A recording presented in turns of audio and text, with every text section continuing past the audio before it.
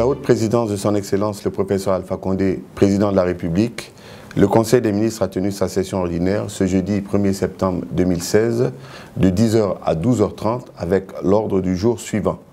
1. Message de son Excellence Monsieur le Président de la République. 2. Compte rendu de la session ordinaire du Conseil interministériel tenue le 30 août 2016. 3. Décision. 4. Divers. Au titre du premier point de l'ordre du jour, Monsieur le Président de la République a demandé au gouvernement d'associer les partenaires institutionnels multilatéraux et bilatéraux aux différents travaux de réflexion sur les réformes des services publics et ou des procédures administratives. Le chef de l'État a invité le ministre en charge du budget à poursuivre les travaux de mise en œuvre du programme de transition de l'informel vers le formel afin de permettre une meilleure contribution et une plus grande contribution du secteur informel au développement et une pression fiscale plus équilibrée sur les contribuables. Le président de la République a exigé des membres du gouvernement de systématiser le contrôle des agents dans l'exercice de leurs fonctions afin de combattre les mauvaises pratiques et instaurer le principe de redevabilité. À ce titre, le chef de l'État a requis un respect strict des procédures en matière de sanctions tout en précisant qu'aucun fonctionnaire ne pouvait et ne devait se prévaloir d'une quelconque protection liée à son statut social ou politique. Le chef de l'État a demandé aux ministres de vérifier systématiquement la régularité des arrêtés qu'ils envisagent de prendre afin d'être sûrs de leur conformité à nos lois et règlements. Le président de la République a instruit les ministres en charge du système éducatif de tenir régulièrement des réunions de concertation pour donner plus de cohérence à leurs décisions et assurer une meilleure coordination de leurs activités en attendant la mise en œuvre des recommandations des travaux de la Commission sur l'éducation. Au titre du deuxième point de l'ordre du jour, Monsieur le Premier ministre a introduit le compte-rendu de la session ordinaire du Conseil interministériel tenu le 30 août 2016 et le Conseil a entendu successivement, au titre du compte-rendu, le ministre du Budget a fait un compte-rendu de l'organisation des États généraux des impôts tenus du 18 au 20 août 2016 à Fria. Le ministre a rappelé que dans le cadre de la poursuite des réformes des finances publiques, le département du budget, à travers la Direction nationale des impôts, a organisé les États généraux des impôts. Cet événement national a permis la participation active des représentants et responsables des services centraux et déconcentrés de la Direction nationale des impôts, mais aussi de l'administration guinéenne, des partenaires au développement, du secteur privé et de la société civile. Il a indiqué que les États généraux des impôts ont permis de présenter la Direction nationale des impôts dans son organisation, son fonctionnement, ainsi que les pratiques et procédures utilisées par les différents agents pour mobiliser les recettes de l'État. Le ministre a affirmé que les travaux ont permis également d'identifier les dysfonctionnements internes et les contraintes qui entravent la performance de l'administration des impôts en termes de mobilisation de recettes fiscales et de services fournis aux contribuables. Le ministre a précisé que ce constat a abouti aux propositions de solutions devant permettre à l'administration des impôts de s'inscrire progressivement sur le chemin des meilleures pratiques liées à la fiscalité intérieure.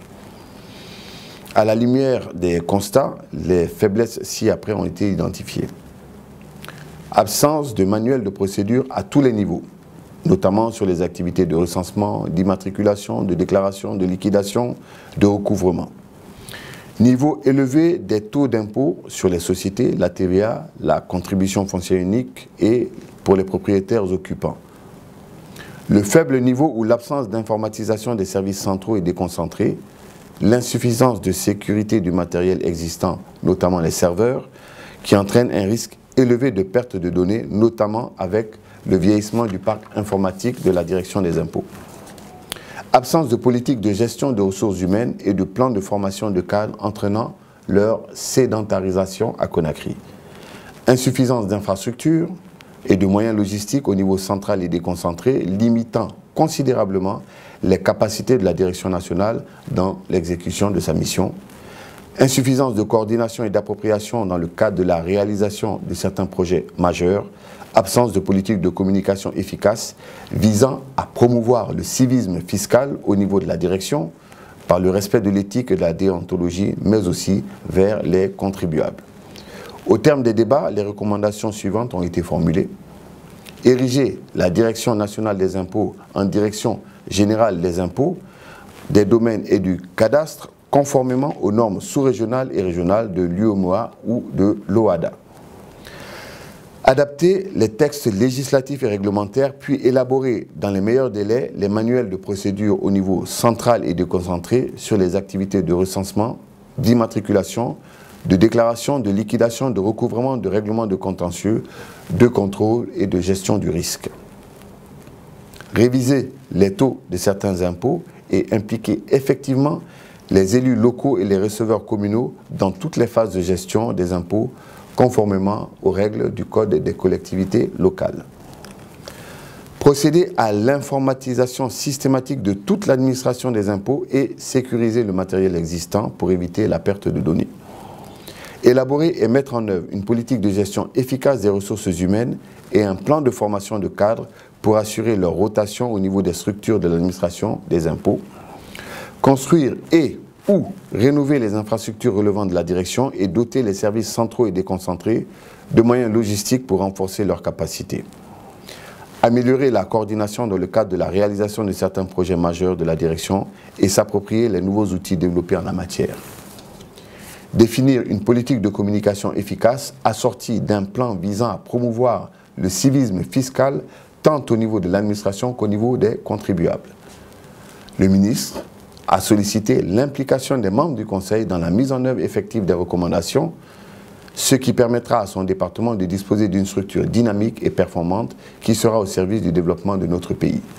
Au cours des débats, les observations essentielles ont porté sur l'évaluation des potentialités fiscales de notre pays, la question du crédit de TVA des sociétés minières, le principe sur la clé de répartition des taxes au niveau local, la nécessité de mettre en place un logiciel de gestion et le réseautage des différents services des impôts, l'organisation des états généraux de la douane, la non-pertinence d'ériger la Direction nationale des impôts en Direction générale des impôts et l'avancement du projet de géolocalisation et son prolongement à l'intérieur du pays. Au terme des débats, le Conseil a recommandé la poursuite de la réforme et a invité le ministre à approfondir les réflexions visant à une nouvelle politique fiscale prenant en compte les réalités actuelles. Au terme des débats, les recommandations suivantes ont été formulées. Ériger la Direction nationale des impôts en Direction générale des impôts, des domaines et du cadastre, conformément aux normes sous-régionales et régionales. Adapter les textes législatifs et réglementaires, puis élaborer dans le meilleur délai les manuels de procédure au niveau central et déconcentré sur les activités de recensement, d'immatriculation, de déclaration, de liquidation, de recouvrement, de règlement de contentieux, de contrôle et de gestion du risque. Ramener le taux d'impôt des sociétés à 30%, à l'instar du taux appliqué au secteur minier, la TVA à 18% et appliquer un taux réduit de 5% sur les produits de première nécessité, la contribution foncière unique pour les propriétaires occupants à 5% et impliquer effectivement les élus locaux et les receveurs communaux dans toutes les phases de gestion des impôts conformément au Code des collectivités locales. Procéder à l'informatisation systématique de toute l'administration des impôts et sécuriser le matériel existant pour éviter la perte de données. Élaborer et mettre en œuvre une politique de gestion efficace des ressources humaines et un plan de formation des cadres pour assurer leur rotation au niveau des structures de l'administration des impôts, construire ou rénover les infrastructures relevant de la direction et doter les services centraux et déconcentrés de moyens logistiques pour renforcer leurs capacités en vue d'améliorer la performance de la direction des impôts dans l'exécution de la mission.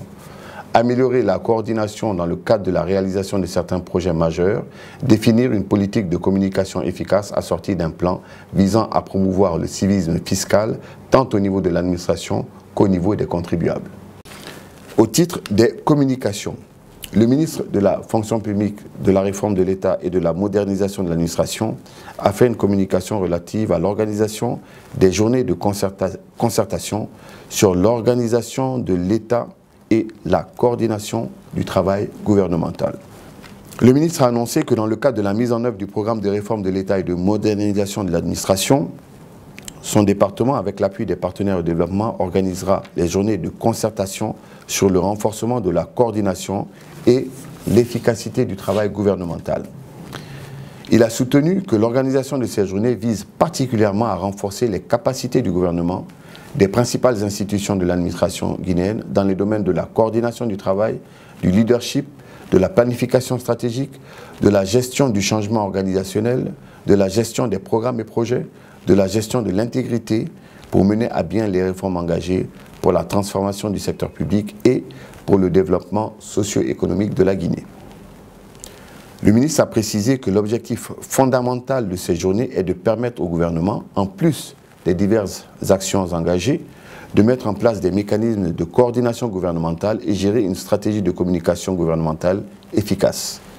Le ministre a ajouté que d'autres objectifs spécifiques de ces journées porteront sur les actions majeures, dont, entre autres, présenter les principes et notions sous-jacentes à la coordination gouvernementale, les structures et les processus de coordination illustrés par des exemples concrets tirés de l'expérience internationale, présenter l'organisation de l'État et les modalités d'organisation, de fonctionnement et de coordination de l'action gouvernementale, établir une compréhension commune des rôles et responsabilités de chaque acteur en matière de coordination gouvernementale, définir les axes d'orientation et les pistes d'amélioration de l'organisation et de la coordination du travail gouvernemental, instaurer une vision partagée des orientations à prendre quant à la mise en œuvre des mécanismes de coordination gouvernementale, identifier les mécanismes qui existent dans le cadre de la gestion axée sur les risques qui encouragent les communications au sein et entre les organismes publics,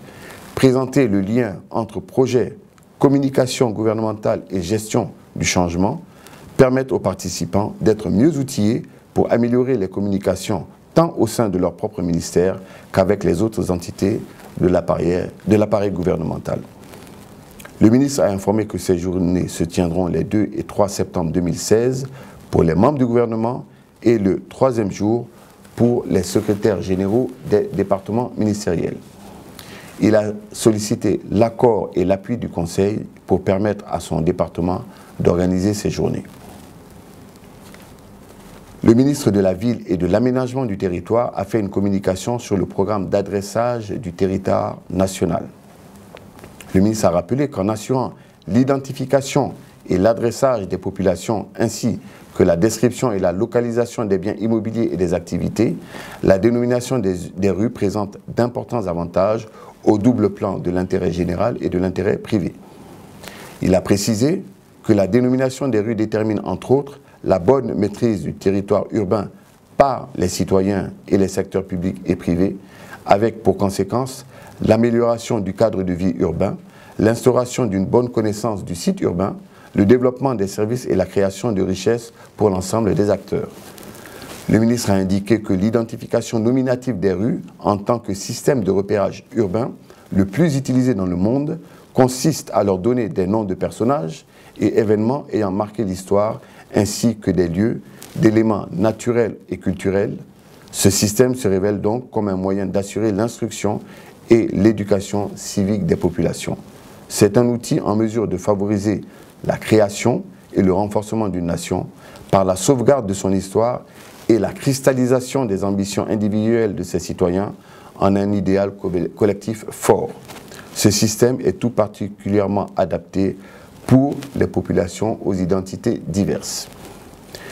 Le ministre a rappelé que l'expérience nationale en matière d'adressage se limite à la classification des rues de Conakry en boulevards et avenues à la fin du XIXe siècle et à la numérotation des rues de Kaloum, Madina, Matam et d'une partie de Ratoma et de Matoto en 1993. Il a soutenu qu'au regard de l'urgence liée à l'amélioration de la productivité urbaine des agglomérations et au renforcement de l'unité nationale, son département propose la mise en œuvre d'un programme d'adressage du territoire national.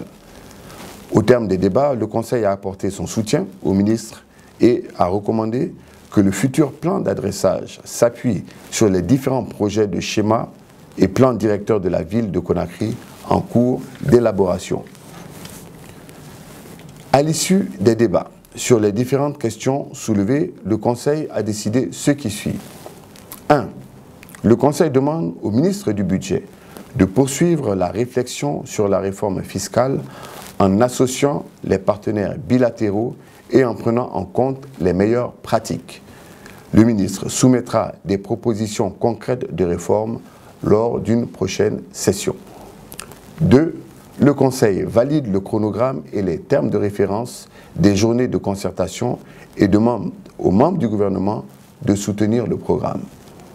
Au titre des divers, le ministre de la Pêche a informé que le repos biologique arrive à terme le 31 août 2016. Le ministre de la Santé a indiqué que le 31 août également marque la fin de la surveillance active de la période post-Ebola.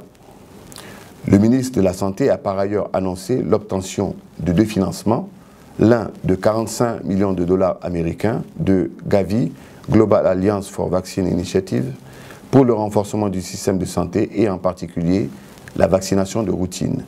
L'autre de 1,2 million de dollars américains avec la Fondation Bill Gates pour l'informatisation de la gestion logistique des produits pharmaceutiques. Le Conseil des ministres.